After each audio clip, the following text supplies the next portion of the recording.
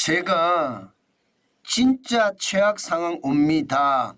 이렇게 제목을 달았습니다. 어떤 분들은 굉장히 과도하게 다른 것 아니냐 이렇게 이야기하실 분도 있을 겁니다. 그런데요. 일단 이 지표를 먼저 한번 보시죠. 연간 소매 판매액 지수인데요. 편의점입니다. 편의점이 2022년에 109.4였습니다. 이게 2020년이 100이거든요. 기준이 2020년. 109.4였는데 2023년에는 103.7로 떨어졌습니다. 와우. 이거는 여러분 거의 있을 수 없는 일입니다. 과거에 한번 있긴 있었어요. IMF 외환위기 때 있었습니다. IMF 외환위기 때. IMF 외환위기 때 1998년에 지금 8.8로 돼 있잖아요. 98년입니다. 98년, 88년이 아니고 죄송합니다. 1998년에 8.8%였거든요. 그런데 1997년에 9.9%였습니다. 9.9%에서 8.8%로 떨어진 이후 진짜 25년 만에 편의점 소매 판매 지수가 떨어졌습니다. 야, 이거는 여러분 저는 대충격이라고 생각을 합니다. 왜냐고요? 소상공인 자영업자 업종 중에 말입니다. 보통 소상공인 자영업자 업종이 250업종 정도 된다고 합니다. 그중에서 불변의 진리로 평균 매출액 내지는 평균 순이익이 계속 플러스로 돌아서고 시장에서 가장 안정적이라고 하는 게 편의점이에요. 그래서 많은 사람들이 길목 좋은 곳에다가 편의점을 하잖아요. 안정적인 수입원이 계속 들어오기 때문에 하거든요. 사실 24시간 열어놓는다는 게 굉장히 부담이지만 그래도 밤에 알바도 쓰고 가족도 나오게 일하게 하고 하면서 24시간을 돌려가면서 1년에 그렇죠. 200만 원, 300만 원 월 계속 이렇게 받아낼 수 있는 게 이게 편의점이거든요. 그런데 편의점의 소매 판매액 지수가 꼬꾸라졌다는 것은 여러분 최악의 상황이 됐다는 겁니다. 그나마 소상공인 자영업자 특히 바닥경제에 주류를 이루고 있는 편의점이 꼬꾸라졌다는 것은 다른 것은 보나마나입니다. 그만큼 말입니다. 소비가 완전히 부러졌다는 이야기입니다. 제가 여러분에게도 말씀을 드렸잖아요. 음식료품점 2022년 마이너스 2.5%, 2024년 마이너스 2.6% 떨어졌다고 말씀을 드렸습니다. 음식료점은요. 이게 경기에 따라서 굉장히 많이 움직입니다. 가격이 올라가면 외식 안 하거든요.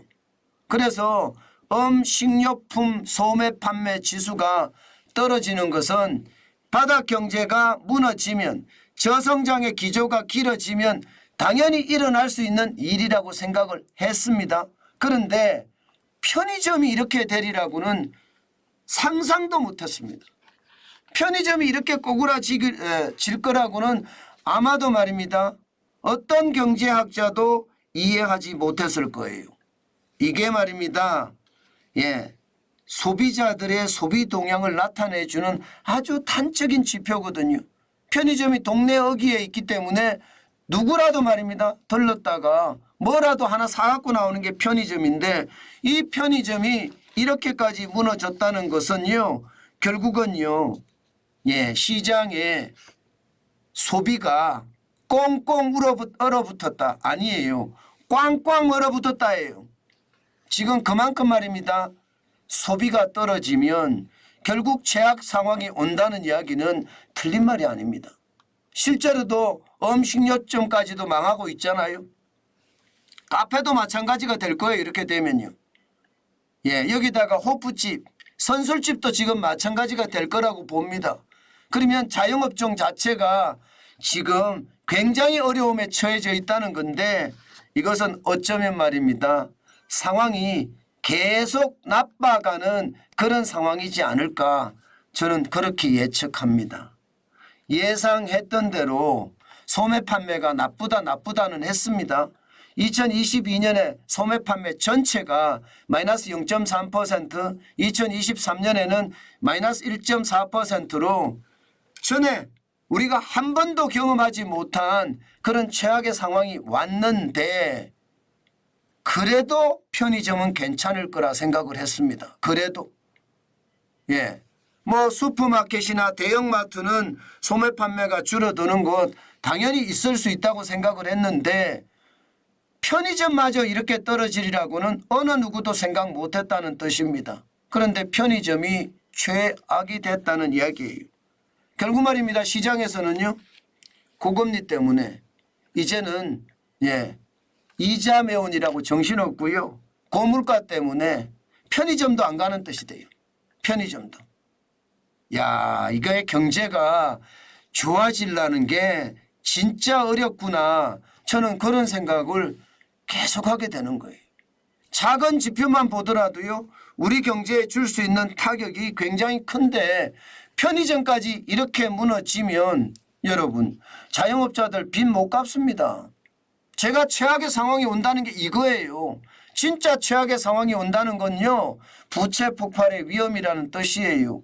2023년 1052조 6천억 원이 자영업자 부채입니다. 코로나19 이후에만 53.7%가 늘었고요. 금액으로 보더라도요. 367조 7천억 원이 늘었습니다. 2019년에 684조 9천억 원이 1052조 6천억 원이 됐으니까요. 편의점마저도 장사가 안 된다. 식당은 더 안 되고요. 선술집은 어렵고요. 여기에다가 빵집까지도 많이 어려워진다면요. 자영업자들은요. 부채 갚기 굉장히 어려워집니다. 진짜 최악의 상황이라는 게 이런 거예요. 벌써 2년이 지났어요. 올해가 3년 차입니다. 여러분 얼마나 버틸까요? 돈 없이 버티는 시간이 2년도 사실상은 길거든요.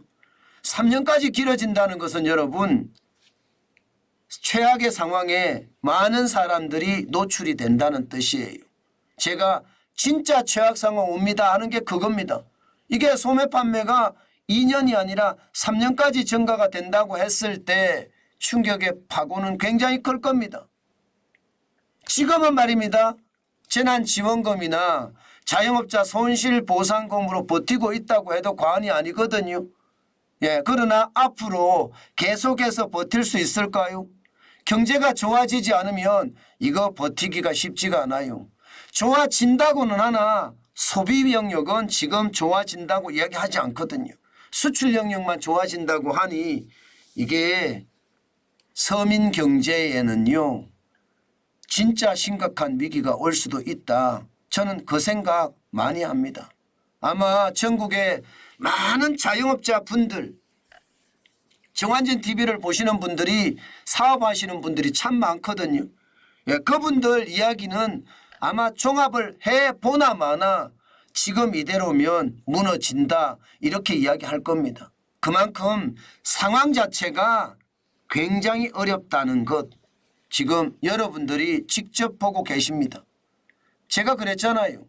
통제방역 이렇게 하면 경제 완전히 무너져서 서민경제가 박살날 거라고 말씀을 드렸는데 그것이 현실이 됐다는 이야기입니다. 경제를 모르는 집단이 나라를 통치하다 보니까 나라 경제가 엉망이 됐습니다.